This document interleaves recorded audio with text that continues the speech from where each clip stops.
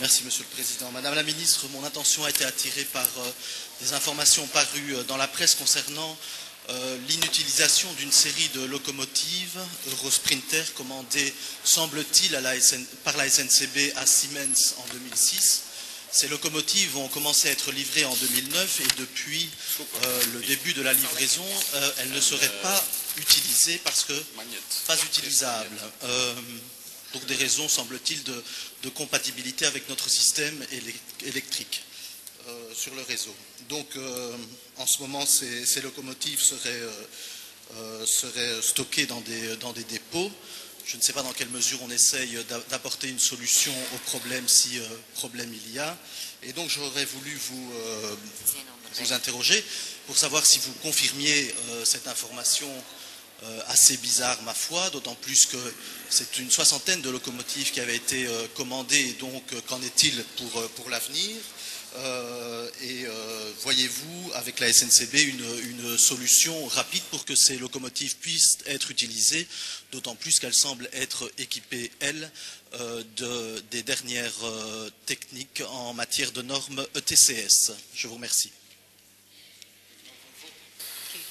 Oui, 120 machines ont été commandées. Je vous donne un bref aperçu. Le conseil d'administration de la SNCB a approuvé le 22 décembre 2006 la commande auprès de la firme Siemens, comme vous dites, de 60 locomotives. Le 31 décembre 2008, l'option de 60 locomotives supplémentaires a été levée par le conseil d'administration. Le marché prévoit, premièrement, le respect des spécifications techniques du cahier de charges, lequel a bien évidemment été rédigé en fonction des contraintes de technique du réseau SNCB. Deuxièmement, la prise en charge par le constructeur d'homologation des locomotives avant livraison, et ça c'est très important.